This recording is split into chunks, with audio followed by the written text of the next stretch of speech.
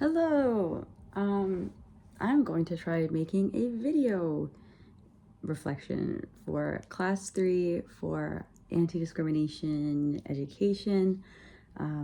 This past week was, I thought, a really amazing lecture. Love all the lectures, but Dr. ABC is obviously an incredibly vibrant and influential lecturer. I love all your lectures too, for the record. But yeah, there was a lot of great information.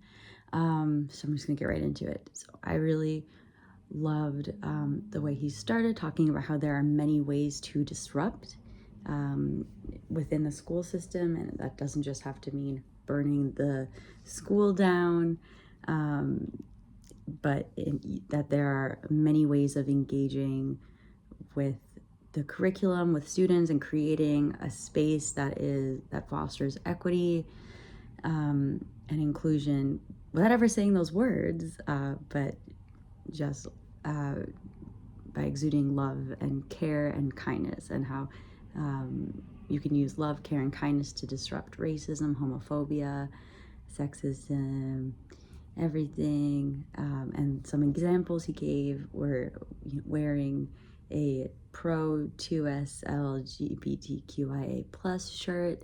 If your school won't hang a pride flag, instead of staking out in front of the school, it's one way that you can show students and other faculty that you support this issue, instead of having to start a huge fight. It's a subtle way of showing support. More examples Dr. ABC gave were changing word problems to reflect more diverse names, and then if or when children make fun of people's names and gender expression, families, etc., you should talk to them together and not be punitive, but rather help them learn compassionately. I found that really, really effective and important to hear, because I've been wondering about how to address things like this. Obviously, it's a huge issue right now with school boards and parents groups not wanting equity, like certain curriculums taught, thinking that they're like an agenda or whatever. So I've been wondering if there are other ways of fostering equity and inclusion in the classroom. And really, it just starts with empathy. Like, how do I make sure that children are learning to respect a diversity of voices that are not just like passed down from the dominant culture and everything that they're gonna hear anyway, because it's shoved down their throats. So I've been wondering about how to foster empathy in students. And I thought Dr. ABC's points about starting with something as small as like changing the names in word problems, it was really, really interesting.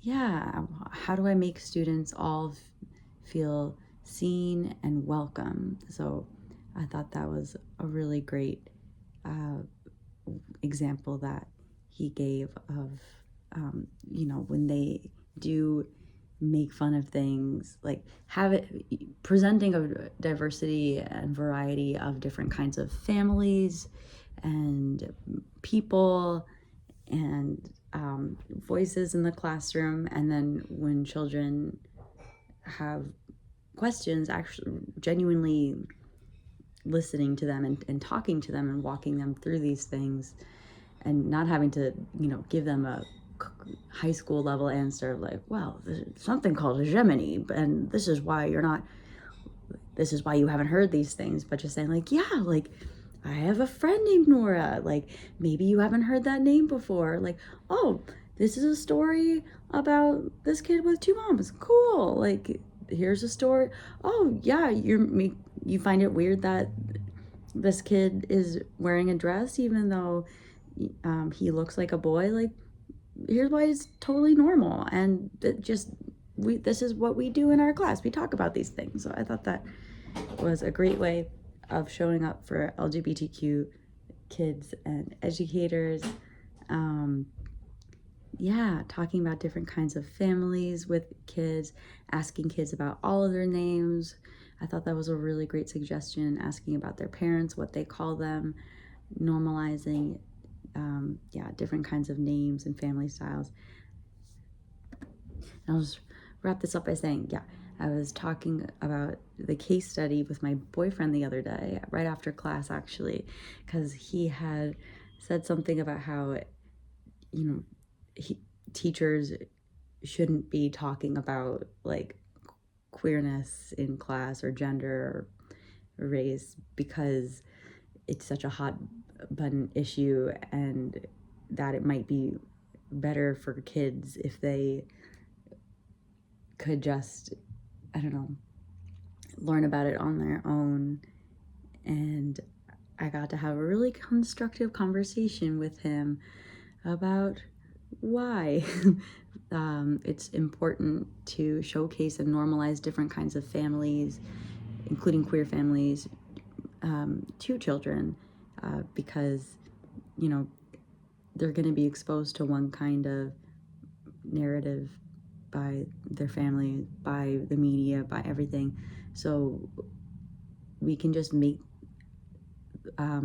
those things feel really, really normal, because they are. So instead of kids being exposed to things later on when they've already developed certain preconceived notions about how families are supposed to look, how people are supposed to look, what gender is supposed to look like, starting from a young, as soon as they start having these questions, really talking honestly with them and age appropriately, but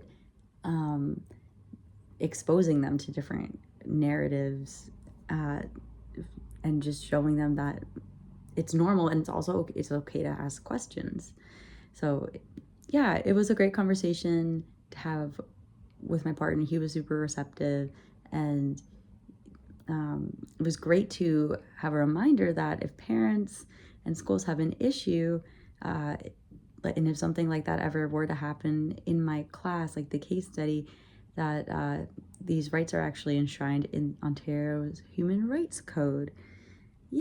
So it was great to learn about clarifying misconceptions, teaching about diverse family structures, and that not being the same as teaching about sexual acts, and respecting all families. Focus should be on respecting and valuing the backgrounds and families of all students, and supporting students of all different kinds by creating a space that feels safe for them, and how safety is developed in a myriad of ways, but just becoming an adult that children can trust, and that starting with like warmth and compassion and love. And that felt really radical and beautiful to me.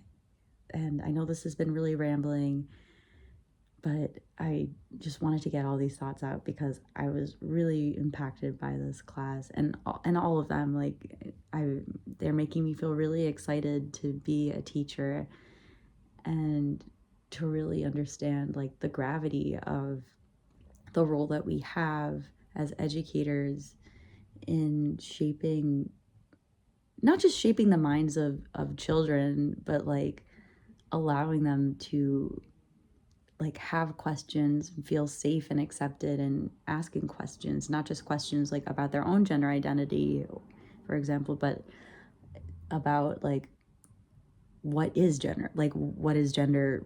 Why do we have to care about this? So, or like, why is that person's name different from mine? And the importance of just like accepting them and approaching them with compassion and love. And that's how you create a safe, nurturing environment. Thank you for listening.